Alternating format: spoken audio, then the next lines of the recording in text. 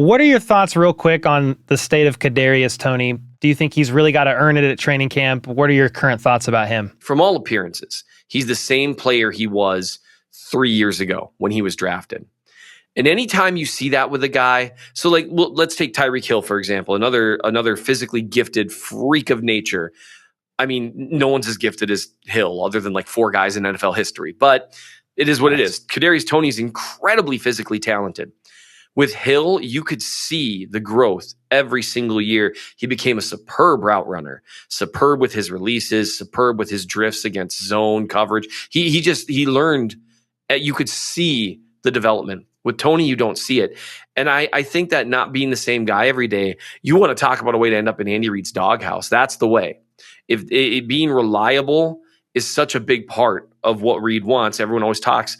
He's the same guy that he's always been. He values that. I don't have a lot of faith in Toney to turn things around when you still see some of the same comments occasionally, the same, IG streaming, whatchamacallits. I'm very old, so I don't know what any of it's called. But, where he kind of makes comments, the stuff in the Super Bowl week, all that stuff, that doesn't give me a lot of confidence in a young man that's willing to look in the mirror and say, oh, I've been the problem. And until he does that, I think that's going to be problematic for him.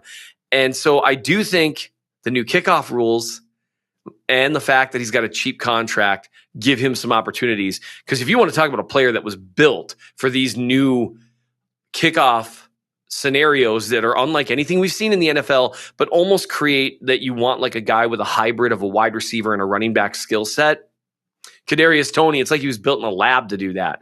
So I think they'll give him a chance. I would be shocked if he grabbed it. I have more confidence in Moore to work through some of the issues he's had and get a little stronger and be able to at least become a passable slot guy than Toney to overcome the mental hurdles that he's placed in his own way. 2 rapid fire questions to follow up on that. Speaking of kick returns, what do you think about Nico Remigio? He's been kind of climbing. I know there was a lot of like wide receiver injuries during OTA, so he's been running all over because of that. But Dave Tobe recently said, hey, that's kick returner 1, at least during OTAs it was. That was before they brought in Hardman. What are your thoughts on Nico? And then do you think Justin Ross could maybe have a shot, not overhyping him this offseason, but maybe have a shot at making the roster because he could potentially be that bigger-bodied guy that they could use out there on the field, even though he was suspended half the season last year, didn't really get a chance to get all the momentum he needed? Right. I'll answer in reverse order.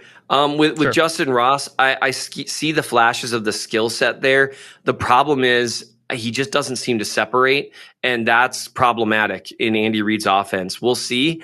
I hope he does. That would be an incredible story, but you usually don't see guys break out following that many years since their last productive season, even in college.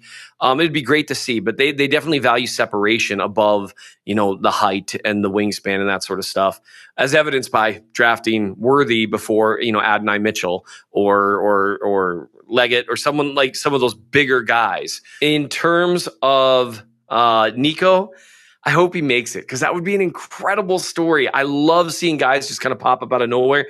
The one thing with him, the kick returner 1, that's his best shot, and that's not great news for Toney, honestly. Although I don't know how much he's really participated in any of the offseason stuff, so we'll see. But, which is, by the way, another bad sign. Like, it's one thing, I don't really care. Like, yeah, if like you get like a Chris Jones does it or like Travis Kelce, I don't care. You know what those guys are going to do when it matters.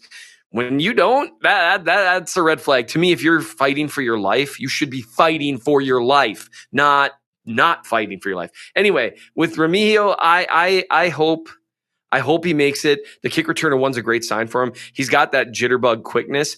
The one thing that I'll let fans know, because every year we kind of fall in love with the guy, wait until the pads come on. Mm-hmm. Just wait until the pads come on, because every year a small receiver, when he's not getting hit at the line, he's not getting hit on his routes, he just dominates offseason activities.